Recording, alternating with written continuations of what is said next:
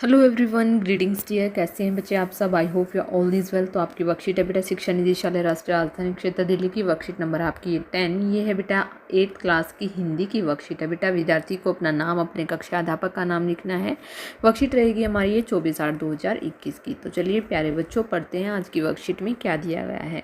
Worksheet शुरू करने से पहले बच्चे आपने चैनल को सब्सक्राइब नहीं किया है तो चैनल को सब्सक्राइब करें और जो है वीडियो को लाइक और शेयर करें। तो प्यारे बच्चों, आज हम अपनी पाठ्य पुस्तक बसंत से पाठ लाख की चूड़ियाँ लेखक कामता नाथ का 5वां भाग पढ़ेंगे। उम्मीद है आप इस कहानी को एक बार अपनी पुस्तक से पूरी पढ़ चुके होंगे। तो देखिए बेटा, ये जो वर्कशीट आ रही है ये आपकी एनसीईआरटी की बुक से ही आपकी पाठ्य पुस्तक बसंत पाठ्य पुस्तक से लाख की चूड़ियों से जो है पाठ से ली गई है। तो चलिए पढ़ते हैं। हाँ, इधर आना नहीं हो सका काका, मेरी चारपाई पर बैठते हुए उत्तर दिया। कुछ देर फिर शांति रही। मैंने इधर उधर दृष्टि दौड़ाई। न तो मुझे उसकी मच्छियाँ ही नजर आई और न ही भट्टी। आजकल काम नहीं करते काका, मैंने पूछा। तो आजकल काम नहीं करते काका, मैंने पूछा। नहीं लल्ला, काम तो कई साल बंद से है। मेरी बनाई हुई चूड़ियाँ कोई पूछे तब तो गांव गांव में कांच का प्रचार हो गया है। कुछ देर चुप रहा, फिर बोला, मशीनी युग है ना यह लल्ला। आजकल यह काम मशीन से होता है। खेत भी मशीन से जोते जाते हैं। और फिर जो सुंदरता कांच की चूड़ियों में होती है वो लाख की चूड़ियों में कहाँ संभव है। तो ये जो है चीज़ें वो बदलू लेखक को बता रहे हैं। आगे देखिए बेटा, लेकिन कांच बड़ा खतरनाक होता है, बड़ी जल्दी टूट जाता है। मैंने कहा, नाजुक तो फिर होता ही है लल्ला। कहते कहते उसे खांसी आ गई और वह देर तक खांसता रहा। मुझे लगा उसे दमा है। अवस्था के साथ साथ उसका शरीर ढल चुका था। उसके हाथों पर और माथे पर नसें उभर आई थी। जाने कैसे उसने मेरी शंका भांप ली और बोला, दमा नहीं है मुझे, फसली खांसी है।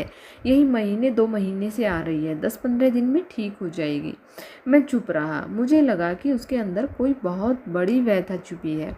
मैं देर तक सोचता रहा। इस मशीनी युग ने कितने हाथ काट दिए हैं। कुछ देर फिर शांति रही जो मुझे अच्छी नहीं लगी। आम की फसल अब कैसी है काका? कुछ देर पश्चात मैंने बात का विषय बदलते हुए पूछा। तो अच्छी है लल्ला, बहुत अच्छी है, उसने लह कर का उत्तर दिया। अंदर आपकी बेटी को आवाज़ दी अपनी बेटी को आवाज़ दी, अरे रज्जो, लल्ला के लिए आम तो ले आ। फिर मेरी ओर मुखातिब होकर बोला, माफ़ करना लल्ला, मुझे आम खिलाना, मैं जो है तुम्हें आम खिलाना भूल गया था। तो यहाँ पर कुछ शब्द दिए गए हैं बेटा, जैसे कि मचिया। मचिया का क्या अर्थ होता है बेटा? छोटी खाट।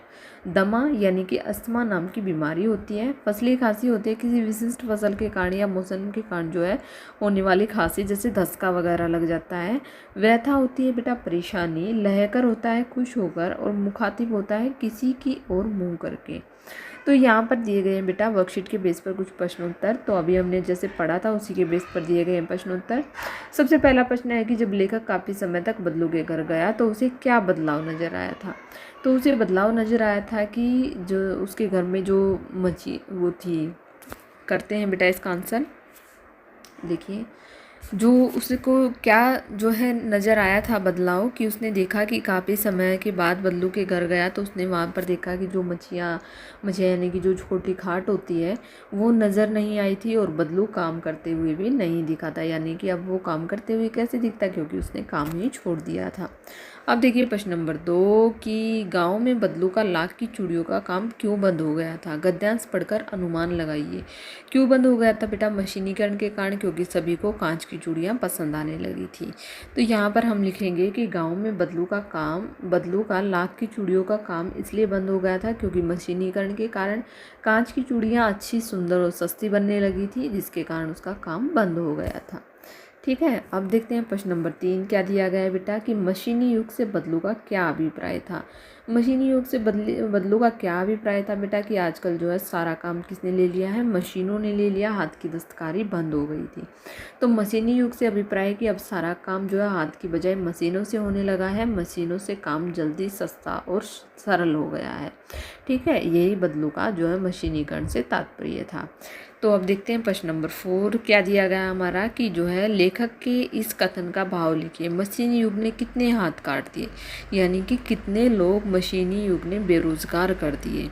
तो देखिए यहाँ पर इसका अर्थ है कि हम लिखेंगे बेटा कि इस कथन का अर्थ है कि मशीन आने से बहुत सारे काम कम समय में कम लागत में हो जाते हैं, जिसके कारण हाथ से बनने वाले सामान महंगे होते जा रहे हैं और लोगों ने हाथ से बनने वाले सामान को पसंद करना भी बंद कर दिया है। और यहाँ पर आप लिख सकते हैं लोग बेरोजगार भी हो गए हैं। ठीक है, आगे देखिए बेटा प्रश्न नंबर 5 क्या दिया गया है कि घरों में बड़ों की सहायता से गांव के उन कामों की सूची बनाइए जो मशीनी युग की वजह से या तो बंद हो गए हैं या कम हो गए हैं।